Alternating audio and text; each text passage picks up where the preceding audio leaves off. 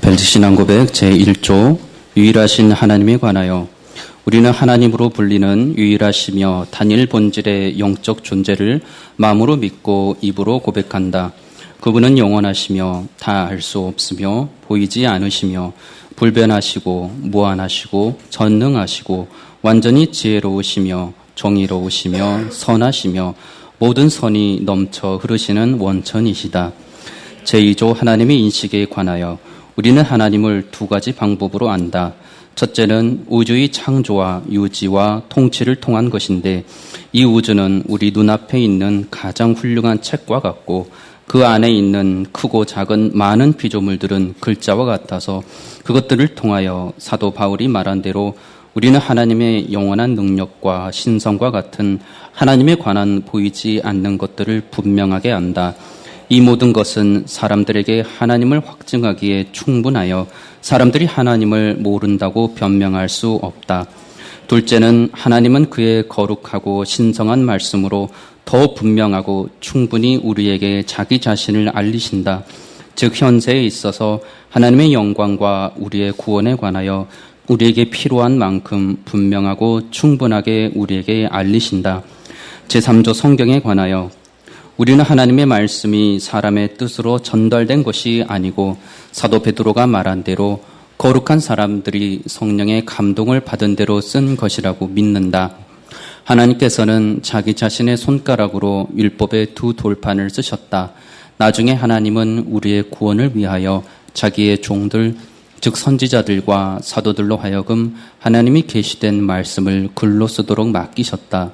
그러므로 우리는 이러한 거룩하고 신성한 글을 성경이라고 부른다. 아멘. 벨직 신앙고백 4조 5조 성경의 정경들에 관하여 우리는 성경이 구약과 신약의 두 부분으로 되어 있는 정경으로서 어떤 이유도 있을 수 없다고 믿는다. 성경은 하나님의 교회에서 다음과 같은 책들로 불린다.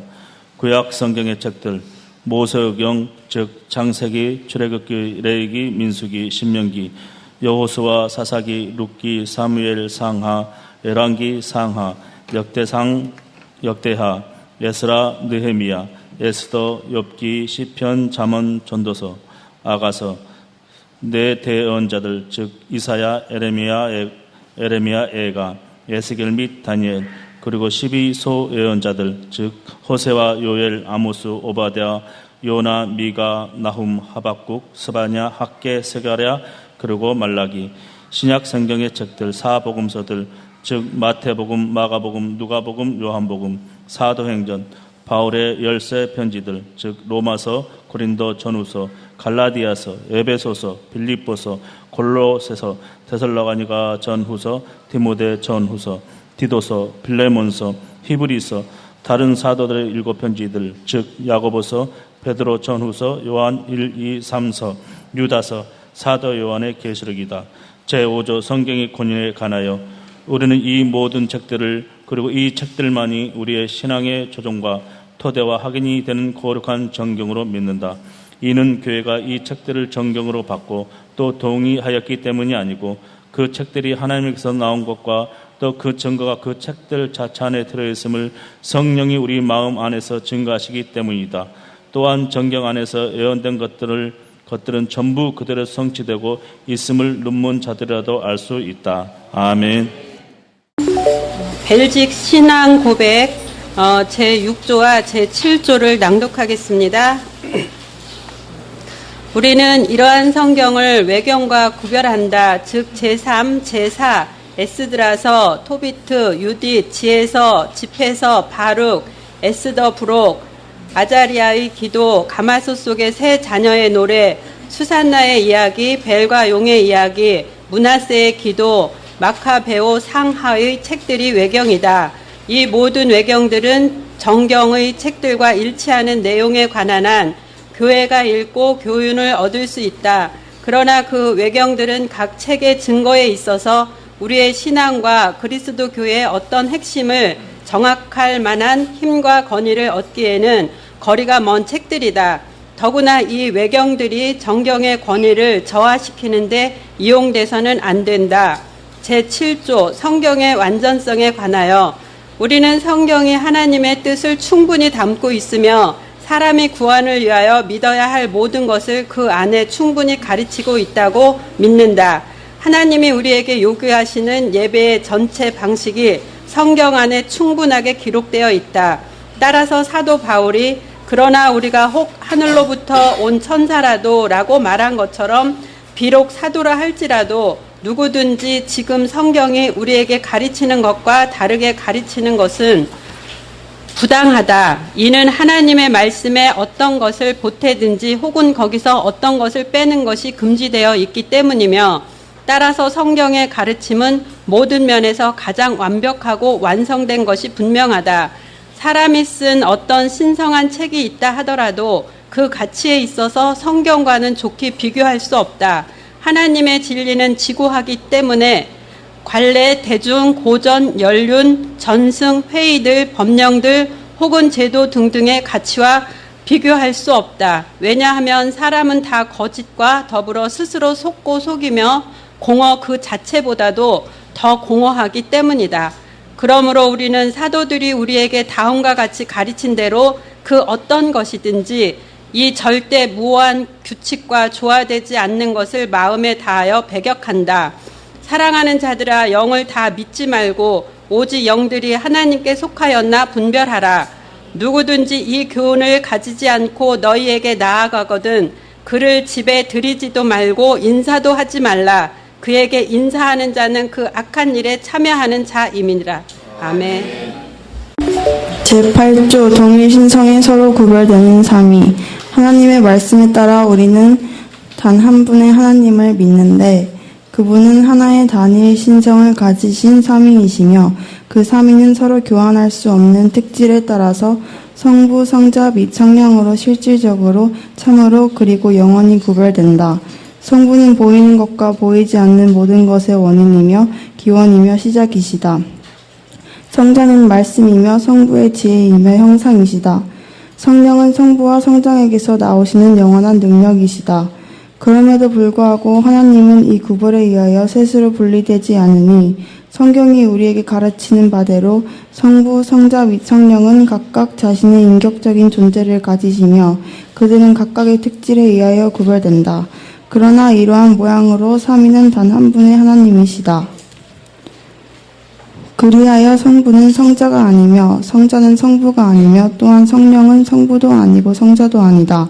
그럼에도 불구하고 이렇게 구별된 삼위는 나눠지거나 서로 혼합되거나 혼동되지 않는다. 이는 성부는 육신을 입지 않으셨고 성령도 또한 그러하고 성자만이 육신을 입으셨기 때문이다. 성부는 성자 없이 또한 성령 없이 계신 적이 없으셨다. 왜냐하면 삼위는 다 같이 영원하고 동일한 본질을 가지셨기 때문이다. 진리와 능력과 성과 자비에 있어서 삼위는 다 같이 한 분이시기 때문에 첫째 되는 분도 또한 나중 되는 분도 없다. 제9조 성경이 증거하는 삼위일체에 관하여 이 진리는 성경의 증거들은 물론 삼위에 구별되는 역사, 특별히 우리 자신 안에서 역사하시는 삼위 하나님에 의하여 우리가 안다. 성삼위일체를 가르치는 성경의 증거들은 구약 성경의 여러 곳에서 기록되고 있는데 그것을 전부 언급할 필요는 없으나 신중하게 몇몇을 선택할 필요는 있다. 창세기 1장 26, 27절에서 하나님이 말씀하신다. 하나님이 이르시되 우리의 형상을 따라 우리의 모양대로 우리가 사람을 만들고 하나님이 자기 형상 곧 하나님의 형상대로 사람을 창조하시되 남자와 여자를 창조하시고 또한 창세기 3장 22절에서 여호와 하나님이 말씀하시기를 보라 이 사람이 선악을 아는 일에 우리 중 하나같이 되었으니 우리의 형상을 따라 우리의 모양대로 우리가 사람을 만들고 라고 하신 말씀에서 신격 안에는 한 분 이상의 여러 위격들이 있는 것처럼 보이고 창조하시고 라고 할 때에는 오직 한 하나님이 있음을 나타낸다. 물론 이 구절에서 하나님은 위격이 몇인지를 말하진 않지만 구약에서 모호하던 것이 신약에서는 매우 분명하여진다. 우리 주님이 요단강에서 세례를 받으실 때 하늘로부터 이는 내 사랑하는 아들이요 내 기뻐하는 자라는 성부의 목소리가 들렸다. 성자는 물에 있었고 성령은 비둘기의 모양으로 성자 위에 내려왔다. 그리스도께서는 신자에게 세례를 베풀 때의 규정을 제정하셨다. 그러므로 너희는 가서 모든 민족을 제자로 삼아 아버지와 아들과 성령의 이름으로 세례를 베풀고. 누가복음에서는 천사 가브리엘이 마리아 우리 주님의 어머니에게 이렇게 말하였다. 천사가 대답하여 이르되 성령이 내게 임하시고 지극히 높으신 이의 능력이 너를 덮으시리니 이러므로 나실 바 거룩한 이는 하나님의 아들이라 일컬어지리라. 또한 고린도후서 13장 13절 주 예수 그리스도의 은혜와 하나님의 사랑과 성령의 교통하심이 너희 무리와 함께 있을지어다도 삼위에 대해 말한다. 이 모든 구절에서 볼 때 우리는 하나의 유일한 거룩한 본질 안에 새 위격이 있다는 사실을 충분히 배우게 된다. 이 교리는 인간의 모든 이해를 초월하는 것이지만 그럼에도 불구하고 우리는 이 땅에서는 하나님의 말씀을 근거로 하여 믿되 내세에는 완전한 지식과 그 혜택을 향유하게 될 것을 기대한다. 더욱이 우리는 이제 우리를 향한 각 삼위에 구별되는 직책과 사역을 살펴야 한다. 성부는 그의 능력에 따라 우리의 창조주로, 아들은 그의 피에 따라 우리의 구주이며 구속자로, 그리고 성령은 우리 마음의 내재하심에 따라 우리를 거룩하게 하는 자로 불린다. 사도시대 이후로 바로 오늘에 이르기까지 참된 교회는 유대교인, 무슬림들에 대항하여 또한 마르키온, 마니교, 프라키아스, 사벨리우스, 마소사타의 바울, 아리우스, 그리고 정통 교부들로부터 정당하게 정제된 사람 등과 같은 어떤 거짓 크리스찬들과 이단들에 대항하여 이 삼위일체 교리를 언제나 유지하고 보존하여 왔다. 그러므로 이 교리에 있어서 우리는 세 개의 신조, 즉 사도신경과 니케아 신조와 아다나시우스 신조를 받아들인다. 또한 이 신조들이 일치하는 것으로서 초대 교부들이 합의한 신조들도 받아들인다. 봉독하겠습니다. 제10조 예수 그리스도는 참되고 영원한 하나님. 우리는 예수 그리스도가 그의 신성에 따라 하나님의 유일한 동생하신 아들이시며 그는 죄임을 받거나 피조되지 않고 만일 그렇다면 그는 한 피조물일 것이다. 영원부터 탄생하셔서 아버지와 같은 본질을 가지신 영원하신 하나님이심을 믿는다. 그는 하나님의 영광을 드러내시며 하나님의 본성을 그대로 지니고 계시며 모든 것에 있어서 아버지와 동등하심을 우리는 믿는다. 그는 하나님의 아들이시니 우리 인간의 본성을 취하실 때부터만이 아니고 영원부터 아버지의 아들이시다. 모세는 하나님이 세계를 창조하셨다고 말했다. 사도 요한은 만물이 말씀에 의해 지음을 받았다고 말하면서 말씀을 하나님이라고 부른다. 히브리서는 하나님이 자기 아들을 통하여 세상을 지으셨다고 말한다. 마찬가지로 바울 역시 하나님이 만물을 예수 그리스도를 통하여 지으셨다고 말한다. 그러므로 이렇게 말할 수 있다. 하나님으로 말씀으로 아들로 그리고 예수 그리스도로 불리는 그분은 만물이 창조되었던 그때 이미 존재하셨으며 만물은 그분에 의해 창조되었다. 그러므로 선지자 미가는 그의 근본은 상고에 영원에 있느니라 라고 말하고 히브리서의 사도는 시작한 날도 없고 생명의 끝도 없다 라고 말한다. 그러므로 그는 참된 영원한 그리고 전능한 하나님이시니 우리가 그를 찾고 예배하며 섬기는 것이다. 제11조 성령은 참되고 영원한 하나님. 우리는 또한 성령은 영원부터 성부와 성자에게서 나오므로 그는 지음을 받거나 창조되거나 또는 탄생하신 분이 아니고 다만 성부와 성자 두 분에게서 발생하시는 분임을 믿고 고백한다. 그는 삼위일체의 순서에 있어서는 셋째의 위격이시며 성부와 성자와 같이 하나의 동일한 본질과 존귀와 영광을 가지신 분이며 따라서 성경이 우리에게 가르치듯이 성령은 참되고 영원한 하나님이시다. 벨직 신앙 고백 제12조 세계의 창조와 천사에 관하여 우리는 성부가 그의 아들인 말씀으로 그가 보기에 좋은 대로 무에서 하늘과 땅과 모든 피조물을 창조하시고 개개의 피조물에게 존재와 형태와 모습과 창조주를 섬길 각각의 구체적인 업무와 기능을 주셨다고 믿는다. 우리는 하나님이 그의 무한한 능력으로 그의 영원한 섭리에 따라 모든 만물을 끊임없이 보존하고 통치하시며 사람들이 하나님을 섬기도록 피조물로 하여금 사람을 섬기게 만드셨다고 믿는다. 하나님은 또한 천사를 선하게 창조하시사 주께서 선택한 사람들을 위하여 하나님의 사자로서 봉사하도록 하셨다. 그런데 어떤 천사들은 하나님이 창조해 주신 고상한 지위에서 타락하여 영원히 멸망하게 되었다. 그리고 남은 다른 천사들은 하나님의 은혜로 변함없이 본래 상태를 계속 유지하고 있다.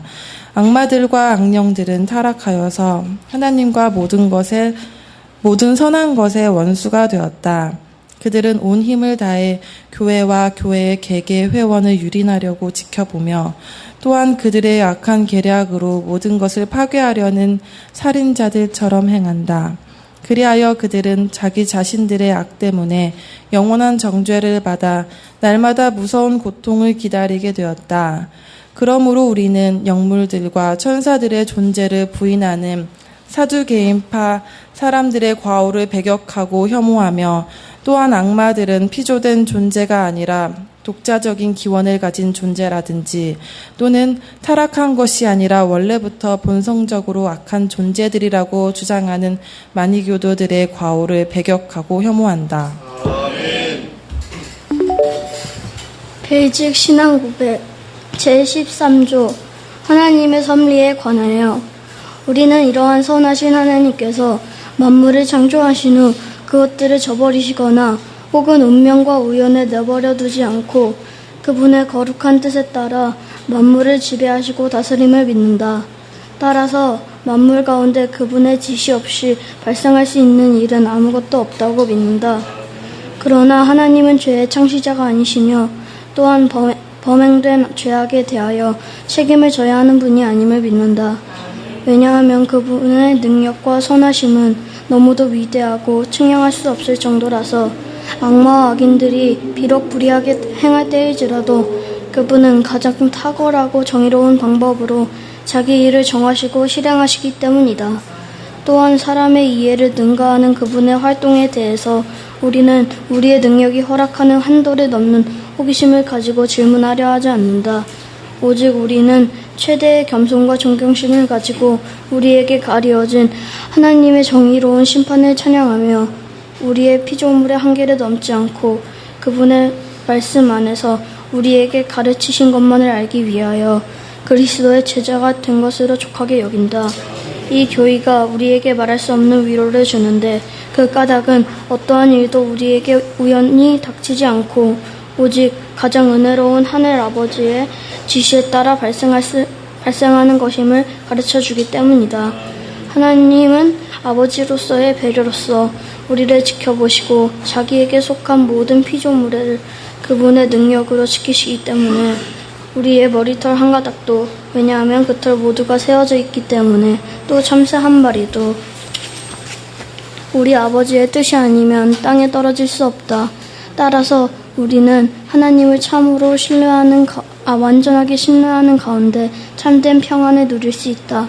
그 까닭은 그분의 뜻과 허락 없이는 그 어떤 악마와 우리의 모든 원수들도 우리를 해할 수 없음을 알고 있기 때문이며 하나님께서 그들을 철저히 통제하시고 제압하심을 알고 있기 때문이다. 그러므로 우리는 하나님은 아무것도 상관하시지 않고 단지 모든 것을 우연에 맡겨두신다는 에피큐리안 사상의 저주스러운 과오를 배격한다. 아멘. 제14조 인간의 창조와 타락 그리고 선을 행할 수 없는 부패에 관하여 우리는 하나님이 사람을 흙으로 창조하시되 자기의 형상과 모양에 따라 만드시고 모든 일에 있어서 그의 뜻에 일치되게 사람이 뜻하도록 하기 위하여 선하고 의롭고 거룩하게 지으셨다고 믿는다. 그러나 사람은 그러한 영예로운 상태에 있음에도 불구하고 자신의 영예로운 상태를 제대로 인식하지 못하였고 또한 자신의 탁월한 상태를 귀하게 여기지 않았다. 오히려 그는 악마의 말에 귀를 기울임으로써 의도적으로 자신을 죄에 복종시키고 결과적으로 죽음과 저주를 받게 되었다. 이때 사람은 자신이 받은 생명의 계명을 어기고 죄를 범하였던 것이다. 사람은 그의 죄로 인하여 참된 생명이신 하나님으로부터 떨어져 나옴으로써 그의 본성 전체가 부패하였다. 이 모든 일들로 인하여 그는 육체적으로 그리고 영적으로 죽을 수밖에 없게 되었다. 모든 면에서 사악하고 왜곡되고 부패하게 된 인간은 과거에 하나님께로부터 받았던 그의 탁월한 소질들을 다 상실하였고 단지 그 소질들의 흔적만 약간 남아 있게 되었다. 그 남은 흔적은 인간으로 하여금 인간의 죄악과 부패에 대하여 변명할 수 없게 하기에 충분한 증거가 된다. 성경은 우리에게 인간의 부패로 인하여 인간 안에 있는 어떠한 빛이라도 어둠으로 변하였기 때문에 그 빛이 어둠 속에서 빛을 내고 있으나 어둠은 그 빛을 깨닫지 못하였다고 가르친다. 사도 요한은 인류를 어둠이라고 부른다. 그러므로 우리는 인간의 자유의지에 대한 교훈에 있어서 전적인 부패와 상충하는 모든 교훈을 배격한다. 이는 이제 사람은 죄의 노예에 지나지 않았으므로 하늘에서 주신 것이 아니라 아무것도 받을 수 없기 때문이다.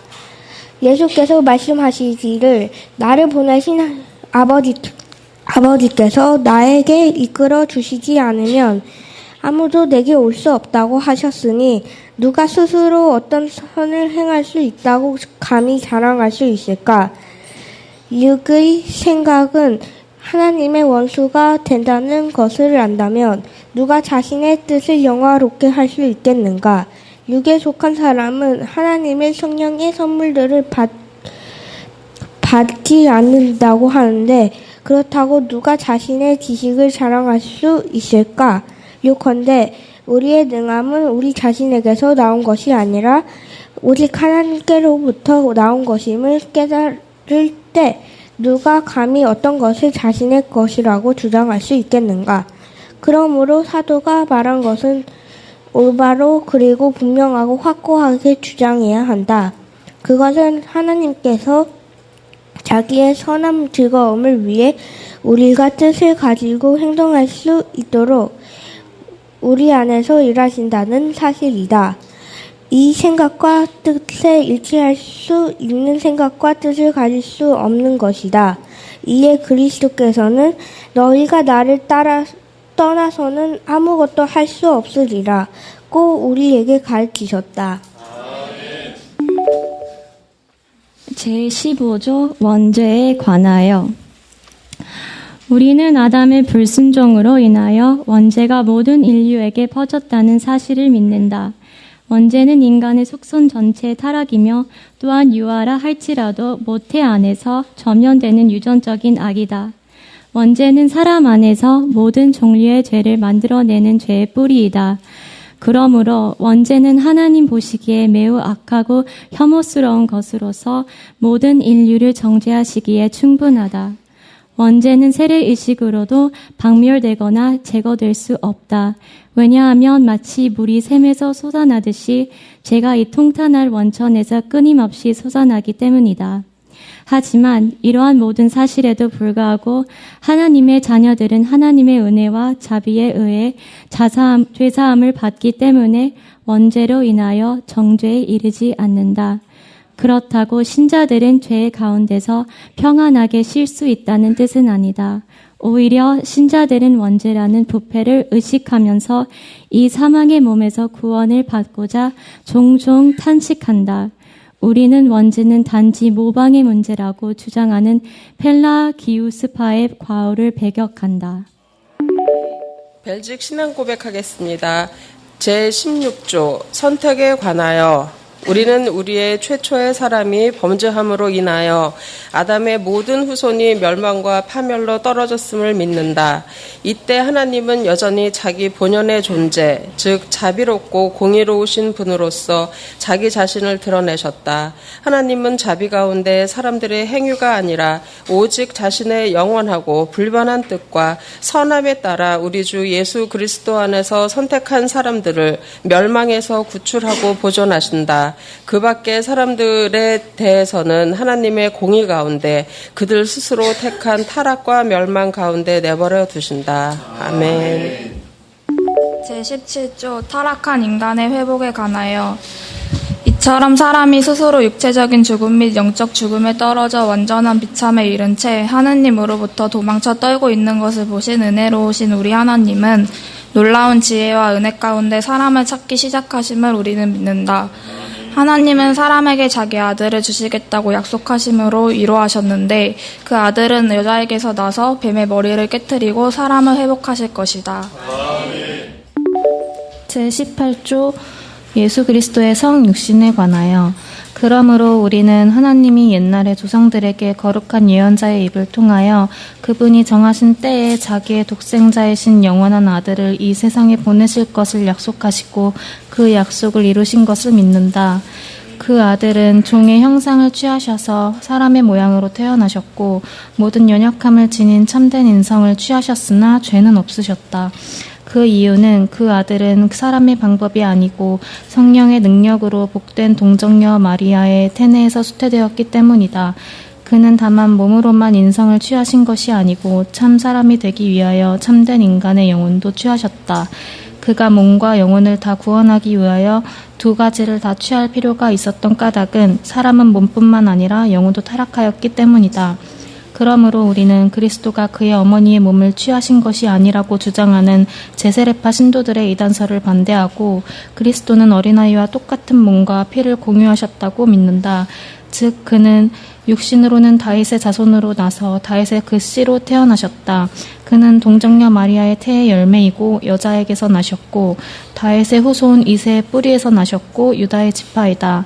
육신으로는 유대인에게서 나셨고 그 아들은 아브라함의 후손과 관련되어야 하기 때문에 아브라함의 그 씨로 나셨다. 그러므로 그 아들은 모든 면에서 죄를 제외하고는 그의 형제들과 같이 되셔야 했다. 그리하여 그는 참으로 우리의 임마누엘, 즉 하나님이 우리와 함께 하신 것이다. 벨직 신앙고백 제19조 18페이지 있습니다. 그리스도의 인격 안에서의 두 본성, 우리는 이 수태에 의하여 하나님의 아들의 인격이 인간성과 불가 분리적으로 연합되어 함께 있다고 믿는다. 그리하여 하나님이 두 아들이 있는 것이 아니며 또한 두 인격이 있는 것도 아니고 오직 신성과 인성의 두 본성이 단 하나의 인격 안에서 연합되었다고 믿는다. 그러나 각 본성은 그 자체의 독특한 자질을 보유한다. 그리하여 그의 신성은 언제나 창조된 것이 아닌 상태로 유지되면서 시작하거나 끝나는 날도 없이 하늘과 땅을 채우신다. 한편 그의 인성도 그 자질을 잃지 않고 유한한 존재인 피조물로서 남아있게 되는데 이는 그 시작한 날이 있고 실제 몸에 속하는 모든 특성을 보유한다. 그럼에도 그의 부활하심에 의해 그의 몸은 불멸하게 되었으나 그의 인생에 있어서 달라진 것은 아무것도 없다. 우리의 구원과 부활 역시 예수 그리스도의 몸의 실제성에 의존한다. 그러나 그의 신성과 인성은 한 인격 안에서 아주 밀접하게 연합되어 있으므로 그가 죽을 때에도 분리되지 않았다. 그러므로 그가 죽으실 때 그의 아버지 손에 부탁하신 것은 그의 몸에서 떠나던 진짜 사람의 영이었다.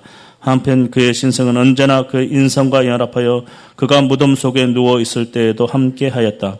그의 신적인 속성은 그리스도 안에서 부재하신 적이 없었으니 그의 유하기에는 신성이 비록 얼마 동안 드러나지 않았을지라도 역시 같이 하였던 것이다. 그러므로 우리는 그가 참 하나님이시며 참 사람임을 고백한다.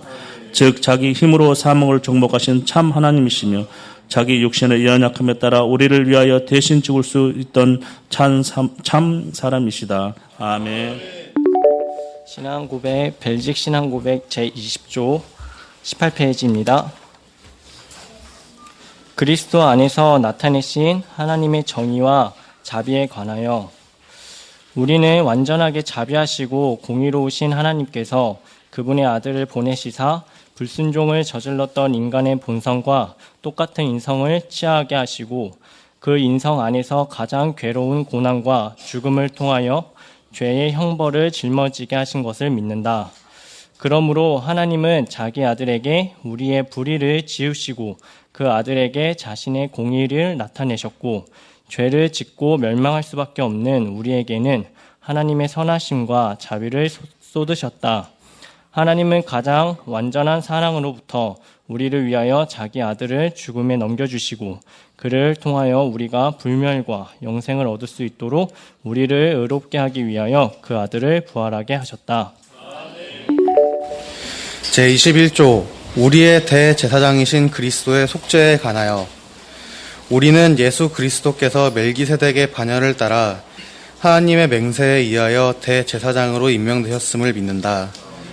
대제사장이신 예수 그리스도는 선지자들이 예언한 대로 우리를 대신하여 아버지 앞에서 십자가 나무 위에서 자신을 바쳤을 뿐더러 우리의 죄를 씻어 없애기 위하여 그의 보혈을 쏟으셨다. 이에 우리는 예수 그리스도가 아버지의 거룩하신 진노를 가시게 하기에 충분한 보상을 치르신 것으로 믿는다. 이는 성경에 기록된 대로 그는 우리를 온전하게 하기 위해 징계를 받으셨고 우리를 치유하기 위해 매를 맞으셨다. 그는 마치 양처럼 도살장으로 끌려가서 범죄자로 취급당하며 본디오 빌라도에 의해 사형 죄수로 정죄받으셨다. 하지만 본디오 빌라도는 처음에는 예수님을 무죄로 선언하였다. 예수 그리스도는 자기 잘못이 아님에도 우리를 대신하여 생명을 지불하셨다. 즉 불의한 자를 위하여 의로운 분이 죽임을 당하셨다. 예수님은 몸과 영혼으로 우리의 죗값에 해당하는 무서운 형벌을 느꼈고 그의 땀은 땅에 쏟아지는 핏방울처럼 되었다. 마침내 그는 나의 하나님 어찌하여 나를 버리십니까? 라고 부르짖으셨다. 예수님은 우리의 죄 사함을 위해 이 모든 고통을 감당하셨다.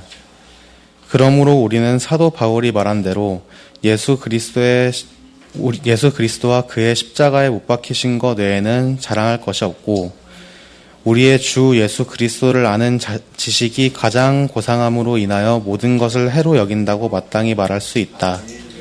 우리는 그의 상처 안에서 위로를 발견하며 단번에 드려진 그의 희생 외에는 우리가 하나님과 화해할 수 있는 어떤 다른 방법을 찾거나 꾸며낼 필요가 없다고 믿는다. 신자들은 예수님의 희생에 의해 영원히 완전하여졌다. 그러기 때문에 하나님의 천사는 그를 예수, 즉 구주라고 불렀으니 그 까닭은 그가 자기 백성을 죄에서 구원하실 것이기 때문이었다. 벨직 신앙고백 22조를 읽겠습니다. 그리스도를 믿음으로 인한 우리의 칭의. 우리는 성령께서 우리로 하여금 이 위대한 신비에 관한 참된 지식을 얻도록 하기 위하여 우리의 마음에 참된 믿음을 불어넣어 주심을 믿는다. 참 믿음은 모든 공로를 갖추신 예수 그리스도를 받아들이며 그를 소유하며 그분밖에는 아무것도 구하지 않는다. 이는 우리의 구원을 위하여 필요한 모든 것이 예수 그리스도 안에 다 있던지 그렇지 않으면 없는 것이다. 그러나 우리의 구원을 위해 필요한 모든 것이 예수님 안에 다 있다면 믿음을 통해 예수 그리스도를 소유한 자는 완전한 구원을 얻은 것이다. 그러므로 그리스도는 충분하지 않다고 여기고 그분 외에 다른 어떤 것이 필요하다고 주장하는 것은 하나님께 대한 끔찍한 모독이 된다. 그러한 주장은 예수 그리스도를 반구주에 불과한 분으로 만든다. 그러므로 우리는 사도 바울처럼 믿음만으로, 즉 율법의 행위를 포함하지 않는 믿음만으로 의롭다함을 받는다고 올바르게 말할 수 있다. 하지만 좀 더 분명히 말하자면 믿음 자체가 우리를 의롭게 하는 것은 아니다. 그 까닭은 믿음은 우리의 의가 되시는 그리스도를 받아들이는 하나의 도구에 지나지 않기 때문이다. 그리스도는 우리를 위해서 그리고 우리를 대신해서 행하신 많은 거룩한 공로와 행위들을 우리에게 전가시킨다. 그러므로 예수 그리스도가 우리의 의이며 믿음은 그분의 모든 은총 안에서 그와 계속 교통하도록 해주는 도구이다. 그분의 모든 은총이 우리의 것이 될 때 그것들은 우리의 죄를 사면하기에 충분하고도 남는다. 아멘. 베이직 신앙 고백 23조. 하나님 앞에 설 수 있는 우리의 의에 관하여 우리는 다윗과 바울이 우리에게 가르친 것처럼 우리의 모든 복락이 예수 그리스도로 인한 죄사함 안에 있으며 그 안에는 하나님 앞에 내놓을 우리의 의도 있다고 믿는다. 다윗과 바울은 하나님이 공로를 묻지 않고 의롭게 여기시는 자의 복에 대해 선포한다. 바울은 또 말하기를 우리는 그리스도 예수 안에 있는 구속을 통해 예수 그리스도의 은혜에 의하여 의롭다함을 선물로 받는다고 한다. 그러므로 우리는 이 굳센 터전을 항상 붙든다. 우리는 우리 자신의 연약함을 인정하면서 주 앞에서 겸손한 가운데 모든 영광을 하나님께 돌린다. 우리는 우리 안에 있는 어떤 것이나 혹은 우리의 공로를 주장하지 않고 다만 십자가에 못 박히신 예수 그리스도의 순종만을 의지한다. 우리가 그를 믿을 때 그의 순종은 우리의 것이 된다. 이것이 우리의 모든 죄가를 가르기에 충분하고 또한 우리가 하나님에게 나아갈 자신감을 우리에게 주기에도 충분하다. 즉 우리의 처음 시조 아담이 두려움에 떨면서 하나님으로부터 숨으며 무화과 나무 잎으로 자신을 감추려고 하였던 것과는 달리 우리는 두려움과 공포와 떨림에서 해방되었다. 하지만 참으로 우리가 하나님 앞에 나타나려 할 때에 우리 자신이나 또는 아무리 작은 다른 피조물이라도 의지하면 우리는 저주를 받아 멸망받을 것이다. 그러므로 누구든지 다윗처럼 기도해야 한다. 오 주여, 주의 종에게 심판을 행하지 마소서. 주의 눈앞에는 의로운 인생이 하나도 없나이다. 제24조 사람의 성화와 성행에 관하여 우리는 하나님의 말씀을 들음과 성령의 역사를 통하여 얻는 이 참된 믿음은 사람을 중생시켜서 새 사람을 만든다고 믿는다. 참 믿음은 사람으로 하여금 새 생활을 하게 하며 죄의 속박으로부터 자유하게 한다. 그러므로 의롭게 하는 믿음은 경건하고 거룩한 생활과 무관하다는 말은 참말이 아니다. 도리어 참된 믿음이 없이는 하나님을 사랑함으로 나오는 그 어떤 행위도 할 수 없고 다만 자기 사랑을 위하여 살던지 아니면 저주가 무서워서 두려움 가운데 행할 뿐이다. 그러므로 거룩한 믿음이 사람 안에서 결실을 나타내지 않는다는 것은 불가능하다. 그 까닭은 우리는 헛된 신앙을 말하는 것이 아니라 오직 성경에서 말하는 사랑으로 역사하는 참된 믿음에 관하여 말하는 것이니 이 믿음은 사람을 격려하여 하나님이 말씀으로 명령하신 일들을 실천하게 한다. 믿음의 선한 뿌리에서 발생하는 이러한 행위들은 하나님 보시기에 선하고 받아들일 만한 것이니 그 행위들 전부가 하나님의 은혜에 의해 거룩하게 구별된 것이기 때문이다. 그럼에도 불구하고 그 행위들은 우리를 의롭다 하심에 아무런 상관이 없다. 그 이유는 우리가 어떠한 선한 행위를 하기 이전에 그리스도를 믿는 믿음으로 의롭다 함을 얻기 때문이다. 선한 나무 없이 선한 열매가 불가능하듯 참 믿음이 없이는 우리의 행위들은 선할 수 없다. 그러므로 우리가 선한 일을 행하되 그것이 우리의 공로가 되는 것은 아니다. 우리가 무슨 공로를 세울 수 있겠는가? 우리가 행한 선행에 관하여서도 하나님이 우리에게 빚진 것이 아니라 우리가 하나님께 빚진 것이 된다. 이는 하나님이 우리 안에서 역사하셔서 우리로 하여금 그분의 기뻐하시는 일을 뜻하게 하시며 행하게 하시기 때문이다. 그러므로 다음과 같은 기록된 말씀을 마음에 새기자. 이와 같이 너희도 명령받은 것을 다 행한 후에 이르기를 우리는 무익한 종이라 우리가 하여야 할 일을 한 것뿐이라 할지니라. 누가복음 17장 10절 말씀. 한편 우리는 하나님께서 우리의 선행에 상을 주실 것을 부인하지 않는다. 그러나 주께서 상을 주심은 그분의 은혜의 관을 씌우는 것으로서 오직 주의 은혜이다. 더욱이 우리가 선한 행위를 할지라도 우리의 구원은 선행으로 인한 것이 아니다. 우리의 모든 행위는 죄성에 더럽혀지지 않는 것이 하나도 없으며 형벌을 받기에 합당하지 않은 것은 하나도 없다. 심지어 우리가 한 가지 선행을 행할 수 있다 하더라도 하나의 죄를 생각만 해도 하나님은 그의 선행을 거절하시기에 충분하다.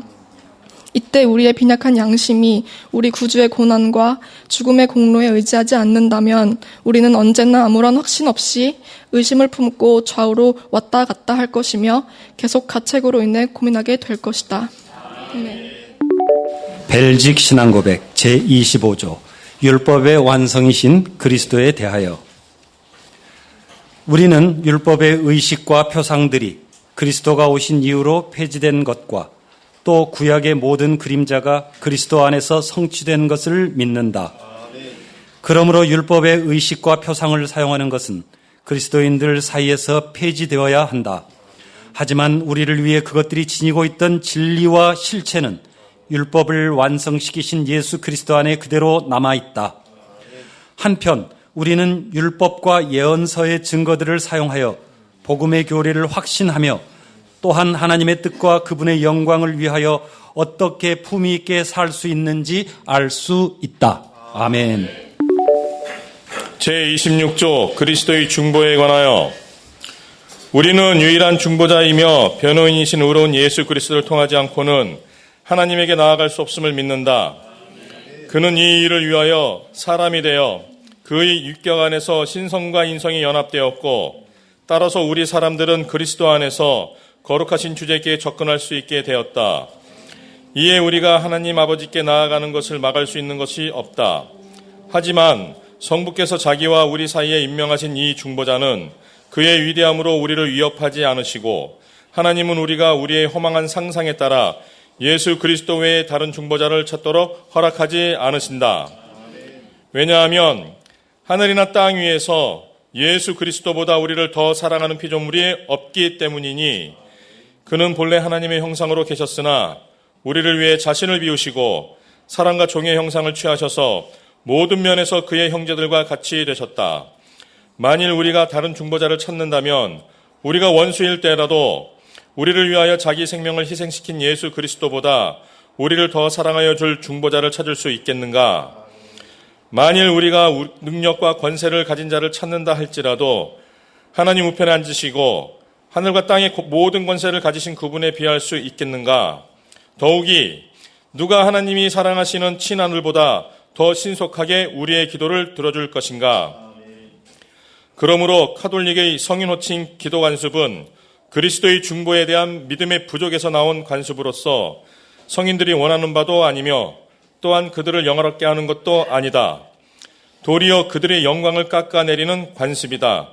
그들의 글에서 나타나는 것처럼 그들은 변함없이 그들의 직무를 수행할 때 이와 같은 영광을 거부하였다.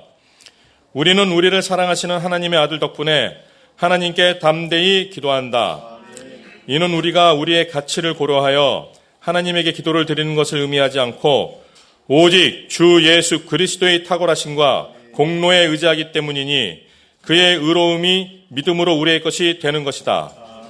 그러므로 히브리서 사도는 어리석은 공포심이나 혹은 불신을 우리에게서 제거하기 위하여 타당한 근거와 함께 다음과 같이 말씀하신다. 그러므로 그가 범사의 형제들과 같이 되심이 마땅하도다. 이는 하나님의 일에 자비하고 신실한 대제사장이 되어 백성의 죄를 속량하려 하심이라. 그가 시험을 받아 고난을 당하셨은즉 시험 받는 자들을 능히 도우실 수 있느니라. 또 우리를 그리스도께로 나아가도록 격려하기 위하여 말씀하신다. 그러므로 우리에게 큰 대제사장이 계시니 승천하시니 곧 하나님의 아들 예수시라. 우리가 믿는 도리를 굳게 잡을지어다. 우리에게 있는 대제사장은 우리의 연약함을 동정하지 못하실 리가 아니요 모든 일에 우리와 똑같이 시험을 받으시니로되 죄는 없으시니라. 그러므로 우리는 긍휼하심을 받고 때를 따라 돕는 은혜를 얻기 위하여 은혜의 보좌 앞에 담대히 나아갈 것이니라. 히브리서 사도는 또 말씀하신다. 그러므로 형제들아, 우리가 예수의 피를 힘입어 지성소에 들어갈 담력을 얻었나니 우리가 마음의 뿌리를 받아 악한 양심으로부터 벗어나고 몸은 맑은 물로 씻음을 받았으니 참 마음과 온전한 믿음으로 하나님께 나아가자. 또한 그리스도는 영원히 존재하시기 때문에 그의 제사장직은 영원하다. 따라서 그리스도는 언제나 자기를 통해 하나님께 나아오는 자들을 구원하실 수 있다. 이는 그분은 언제나 살아서 그들을 위해 중보하시기 때문이다. 우리를 위한 중보자로서 그리스도 외에 무엇이 더 필요하겠는가? 그리스도께서 친히 말씀하신다. 예수께서 이르시되 내가 곧 길이요 진리요 생명이니 나로 말미암지 않고는 아버지께로 올 자가 없느니라. 왜 우리가 다른 변호인을 찾아야 하겠는가? 하나님은 우리에게 그의 아들을 우리의 변호인으로 주기를 기뻐하셨다. 주님을 버리고 또 다른 변호인을 찾지 않도록 하자. 심지어 찾을 수도 없는 다른 변호인을 찾으러 나서지도 말자. 이는 하나님께서 그리스도를 우리에게 주셨을 때 우리가 죄인들이었음을 매우 잘 아셨기 때문이다. 결론적으로 우리는 주님이 가르치신 기도에서 배운 것처럼 그리스도의 명령을 따라 우리의 유일한 중보자이신 그리스도를 통해 하늘아버지께 간구한다. 우리는 그리스도의 이름으로 아버지께 구하는 모든 것을 얻게 될 것을 분명하게 확신한다. 아멘. 우리는 하나의 가톨릭, 즉 공동교회를 믿고 고백한다. 이 교회는 예수 그리스도의 피로 정결하게 되고 성령으로 거룩하게 되어 인침을 받는 참된 기독교 신자들의 거룩한 회중과 화합으로서 공동교회는 예수 그리스도 안에서 그들의 완전한 구원을 기대한다. 이 교회는 세상이 시작할 때부터 있었고 세상이 끝날 때까지 존재할 것이다. 이는 그리스도가 영원한 왕이시므로 백성 없이는 있을 수 없기 때문이다. 거룩한 교회는 온 세상의 격렬한 박해 가운데서 이를 막으시는 하나님에 의해 보존된다. 참된 교회는 잠시 사람들의 눈에 매우 작고 소멸되는 것처럼 보일 수 있다. 그의 예로 아합의 위험한 통치 시간을 들을 수 있는데 그때에는 주께서 자신을 위해 바알에게 무릎 꿇지 않은 7,000명을 남겨두셨다. 더욱이 거룩한 교회는 어떤 특별한 하나의 장소나 혹은 어떤 인물들에게 극한되거나 제한되지 않고 온 세상에 퍼져 확장되고 있다. 그러면서도 이 교회는 믿음의 능력에 의해 그리고 같은 한 분 성령 안에서 마음과 뜻으로 연결되고 연합된다. 아멘. 제28조 모든 성도는 참 교회에 속함. 우리는 이 거룩한 회중과 회합은 구속함을 받는 사람들의 회합이라고 믿는다. 또한 참 교회 밖에는 구원이 없다고 믿는다. 따라서 어떤 지위에 있거나 어떤 상태에 있든 상관없이 참 교회에서 떨어져 홀로 있는 것을 만족하여서는 안 된다. 구속함을 받은 성도들은 참 교회에 다 속하여 교회와 연합함으로 교회의 하나됨을 유지하여야 한다. 구속함을 받은 성도들은 참 교회의 가르침과 훈련에 복종함으로써 예수 그리스도의 멍에를 목에 메고 하나님께서 몸된 교회의 지체로서 각자에게 주신 재능에 따라 형제 자매들을 세우는 일을 봉사해야 한다. 이를 더 효과적으로 준수하기 위해 모든 신자들은 하나님의 말씀에 따라 참 교회에 속하지 않는 자들로부터 구별되어야 하고 어디에서든지 하나님이 세우신 참 교회의 모임에 참여해야 한다. 심지어 통치자들과 정부 관료들의 법으로 참 교회의 회중과 회합을 막으며 죽음 및 육체 형벌을 가한다 할지라도 신자들은 참 교회에 속하여 모이는 일을 준수해야 한다. 그러므로 누구든지 참 교회에 속하지 않거나 물러나는 자는 하나님의 명령을 위반되는 행동을 하는 것이다. 제29조 참된 교회의 표제에 관하여 우리는 하나님의 말씀으로부터 부지런히 그리고 매우 면밀하게 참된 교회가 무엇인지 분별해야 한다고 믿는다. 즉 오늘날 세계에 있는 모든 분파가 스스로 교회라는 이름을 가지고 있기 때문에 우리는 참 교회를 구별할 수 있어야 한다. 여기서 우리는 교회 안에서 선한 성도들과 함께 섞여 있는 위선자들을 말하는 것은 아니다. 다만 참 교회의 실체와 성도의 교통을 알려줌으로써 스스로 교회라고 자칭하지만 참된 교회가 아닌 교회들을 구별하기 위함이다. 참된 교회를 인식하기 위한 표지는 다음과 같다. 교회가 복음을 순수하게 설교하고 있는지, 그리스도께서 제정하신 대로 성례를 베풀고 있는지, 교회 건증을 실행함으로써 죄악을 벌하여 바르게 하는지 점검해야 한다. 간단하게 말하면 교회가 모든 것을 하나님의 순전한 말씀에 따라 운영하고 있는지, 하나님의 말씀에 위배되는 것은 무엇인지 배격하는지, 그리고 예수 그리스도를 교회의 유일한 머리로 인정하고 있는지, 이러한 표지로서 참된 교회를 분명히 구별할 수 있다. 그 누구도 참된 교회에서 이러한 표지를 제거할 수 있는 권한은 없다. 참 교회에 속하는 사람들에 관하여서는 그들이 진정한 그리스도인인지 다음과 같은 표지로 알 수 있다. 예수 그리스도를 유일한 구세주로 믿고 있는지, 이에 죄사함을 얻어 죄로부터 자유한 가운데 이를 추구하고 있는지, 좌로나 우로 치우치지 않고 하나님과 이웃을 참으로 사랑하는지, 자신들의 죄성과 그 행위들을 십자가에 못 박았는지를 점검해야 한다. 그들 가운데 연약한 바가 없는 것은 알지라도 그들은 평생 동안 날마다 성령의 힘으로 자신의 연약함과 쉬지 않고 싸우며 예수 그리스도의 피와 순환과 죽음과 복종에 끊임없이 의지한다. 그들은 이 예수 그리스도 안에서 주를 믿는 믿음으로 말미암아 죄의 용서함을 받는다. 거짓된 교회를 논한다면 거짓 교회는 하나님의 말씀보다 교회 자체와 교회의 규정들에게 더 높은 권위를 돌린다. 거짓 교회는 예수 그리스도의 멍에 아래 복종하기를 원하지 않는다. 거짓 교회는 그리스도께서 그의 말씀으로 명령하신 성례들을 거행하지 않고 자유로 성례를 가감한다. 거짓 교회는 그 털을 그리스도 예수보다는 사람들에게 더 두고 있다. 거짓 교회는 하나님의 말씀에 따라 거룩한 삶을 살며 거짓 교회의 죄악과 탐욕과 우상 예배를 꾸짖는 사람들을 박해한다. 참된 교회와 거짓 교회는 쉽게 인식되며 서로 구별된다. 제29조 참된 교회의 표제에 관하여 우리는 하나님의 말씀으로부터 부지런히 그리고 매우 면밀하게 참된 교회가 무엇인지 분별해야 한다고 믿는다. 즉 오늘날 세계에 있는 모든 분파가 스스로 교회라는 이름을 가지고 있기 때문에 우리는 참 교회를 구별할 수 있어야 한다. 여기서 우리는 교회 안에서 선한 성도들과 함께 섞여 있는 위선자들을 말하는 것은 아니다. 다만 참 교회의 실체와 성도의 교통을 알려줌으로써 스스로 교회라고 자칭하지만 참된 교회가 아닌 교회들을 구별하기 위함이다. 참된 교회를 인식하기 위한 표지는 다음과 같다. 교회가 복음을 순수하게 설교하고 있는지, 그리스도께서 제정하신 대로 성례를 베풀고 있는지, 교회 건증을 실행함으로써 죄악을 벌하여 바르게 하는지 점검해야 한다. 간단하게 말하면 교회가 모든 것을 하나님의 순전한 말씀에 따라 운영하고 있는지, 하나님의 말씀에 위배되는 것은 무엇인지 배격하는지, 그리고 예수 그리스도를 교회의 유일한 머리로 인정하고 있는지, 이러한 표지로서 참된 교회를 분명히 구별할 수 있다. 그 누구도 참된 교회에서 이러한 표지를 제거할 수 있는 권한은 없다.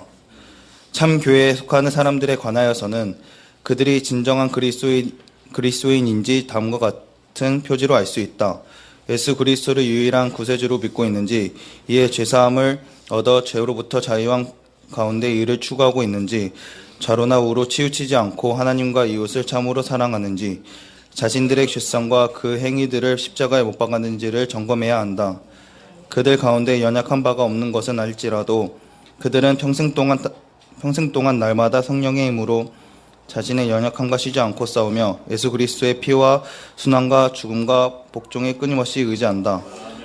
그들은 예수 그리스도 안에서 주를 믿는 믿음으로 말미암아 죄의 용서함을 받는다. 거짓된 교회를 논한다면 거짓 교회는 하나님의 말씀보다 교회 자체와 교회의 규정들에게 더 높은 권위를 돌린다. 거짓 교회는 예수 그리스도의 멍에 아래 복종하기를 원하지 않는다. 거짓 교회는 그리스도께서 그의 말씀으로 명령하신 성례들을 거행하지 않고 자유로 성례를 가감한다. 거짓 교회는 그 털을 그리스도 예수보다는 사람들에게 더 두고 있다. 거짓 교회는 하나님의 말씀에 따라 거룩한 삶을 살며 거짓 교회의 죄악과 탐욕과 우상 예배를 꾸짖는 사람들을 박해한다.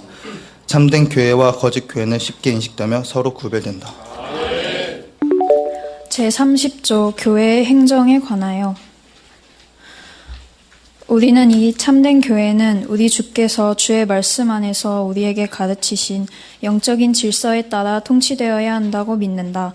이를테면 하나님의 말씀을 설교하며 성례전을 집행할 사역자 또는 목사가 있어야 한다. 또한 목사들과 함께 교회의 정책기관을 구성할 장로들과 집사들이 있어야 한다. 그들은 이러한 수단들을 통해 참된 종교를 보존하며 참된 교리가 어디서든지 전파되도록 해야 한다.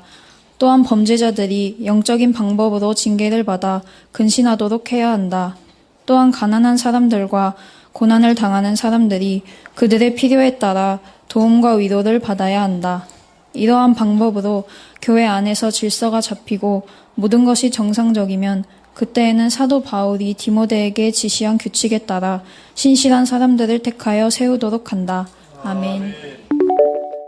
벨직 신앙고백 제31조 목사, 장로, 집사에 관하여 우리는 하나님의 말씀의 사역자들과 장로와 집사는 하나님의 말씀이 규정하는 대로 기도 및 옳은 방법에 따라 교회의 합법적인 절차 가운데 각기의 직무에 피택되어야 한다고 믿는다.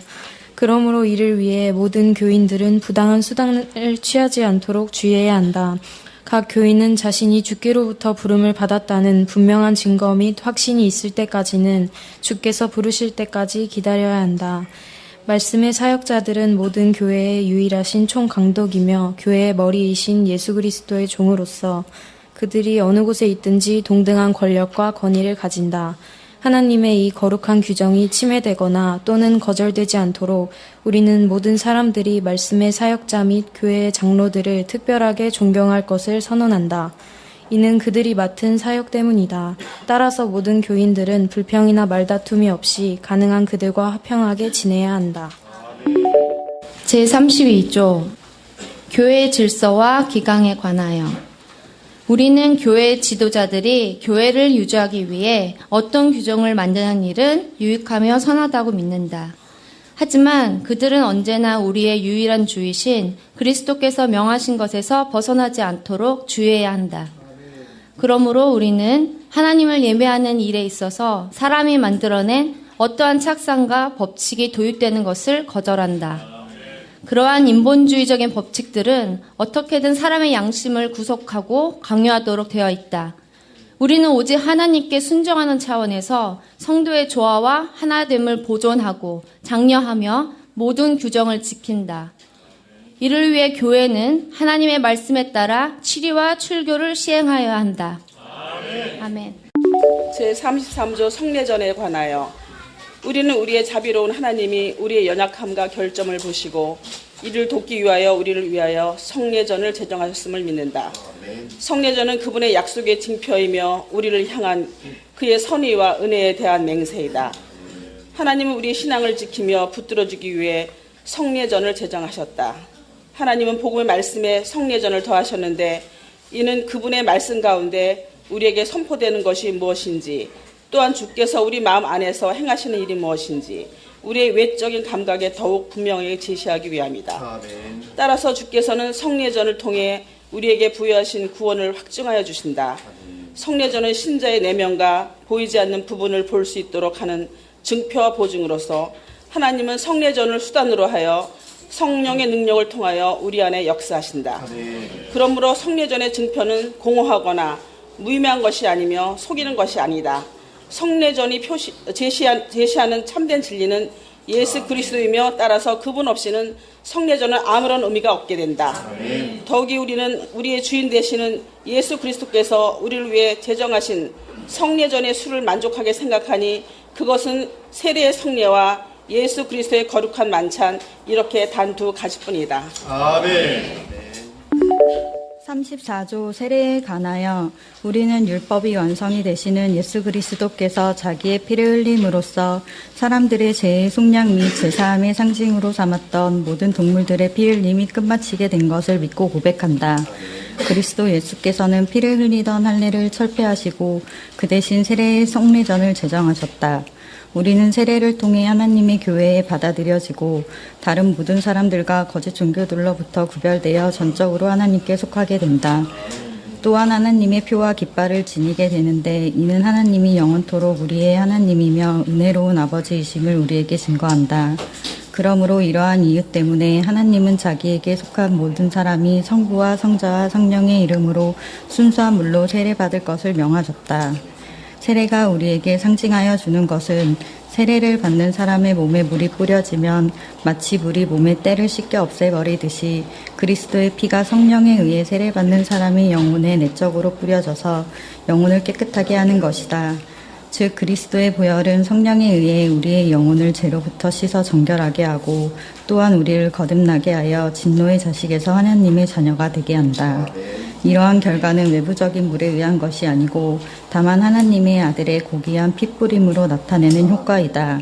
하나님의 아들의 고귀한 핏부림은 우리의 홍해이니 우리는 이 홍해를 통과하여 바로왕 폭군 즉 악마를 피하여 가나안의 영적인 땅에 들어가는 것이다. 그러므로 교역자들이 성례전을 행할 때 그것은 외적으로 보이는 것이지만 우리의 주님은 세례의식이 상징하는 것들을 베푸신다. 즉 주님은 보이지 않는 은사들과 은혜를 베푸심으로써 우리의 영혼으로부터 모든 더럽고 불의한 것들을 씻겨내시고 정화하시고 정결하게 하신다. 또한 우리의 마음을 새롭게 하시고 모든 위로로 채우시며 하늘 아버지의 선함에 대한 참된 확신을 우리에게 주신다. 우리에게 새로운 속성을 옷 입히시사 옛 사람의 행실 및 옛 속성을 제거하여 주신다. 그러므로 우리는 영생을 얻기를 간절히 바라는 사람은 세례를 받아야 한다고 믿는다. 하지만 세례는 단 한 번 받아야 하고 같은 세례를 되풀이해서는 안 된다. 이는 우리가 두 번 중생할 수 없기 때문이다. 더욱이 세례는 우리에게 물을 뿌리는 그때에만 유익을 주는 것이 아니라 우리의 전생애의 효과를 나타낸다. 이러한 이유 때문에 우리는 제레스파의 과오를 배격한다. 그들은 그들이 전에 받은 단 한 번의 세례에 만족하지 않으며 또 신자들의 유아 세례를 정죄하지만 우리는 이전에 이스라엘의 유아들이 지금 우리의 유아들에게 주신 똑같은 약속으로 할례를 받았듯이 우리의 유아들 역시 언약의 표로 세례를 받고 인침을 받아야 한다고 믿는다. 사실 그리스도는 어른들을 위해 피를 흘리신 것처럼 똑같이 신자들의 아이들을 깨끗하게 하기 위해 피를 흘리셨다. 그러므로 주께서 구약의 율법을 통해 유아의 출생 직후 어린 양을 제물로 바치도록 명령하신 것처럼 우리의 유아들도 그리스도가 그들을 위해 행하신 일을 나타내는 표와 예전을 받아야 한다. 이스라엘 백성에게 할례가 담고 있던 의미는 지금 우리의 자녀들에게 세례가 담고 있는 의미와 같다. 이에 바울은 세례를 그리스도의 할례라고 부른다. 제35조 성만찬에 관하여 우리는 우리 주 예수 그리스도께서 이미 중생하여 주의 가족 즉 그의 교회에 연합된 사람들을 먹이시며 붙들어 주시기 위해 성만찬의 성례전을 제정하신 것을 믿고 고백한다. 이제 중생한 사람들은 이중의 삶을 갖게 되는데 하나는 모든 사람이 처음 출생하여 갖게 되는 공통적인 신체적 또는 현세적인 삶이며 다른 하나는 두 번째 출생에 의해 주어지는 영적이며 천상적인 삶으로서 그리스도의 몸의 교통 가운데 복음의 말씀에 의해 효과가 나타나는 삶이다. 후자의 삶은 일반적인 것이 아니고 오직 하나님의 택함을 받은 택자들에게만 주어진다. 하나님은 신체를 지닌 인간들의 지상에서의 생활을 지지하기 위하여 이 땅에 빵을 정하여 주셨고 이 빵은 생명을 지닌 모든 삶의 보편적인 것이다.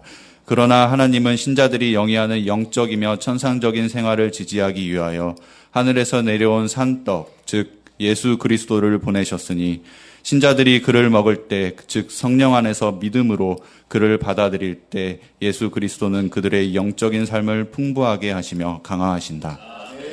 그리스도는 우리에게 하늘의 영적인 떡을 제시하기 위하여 자기 몸의 상징으로서 이 땅에 보이는 떡을 제정하셨고 또 그의 피의 상징으로서 포도주를 제정하셨다.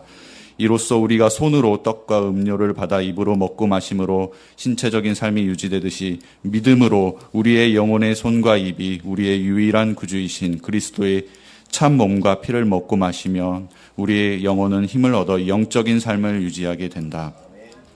예수 그리스도께서 그의 성례전을 우리에게 명하실 때는 헛되이 명하신 것이 아님이 분명하다. 그러므로 예수 그리스도는 성만찬이 우리에게 제시하는 모든 것을 우리 안에 역사해 내신다.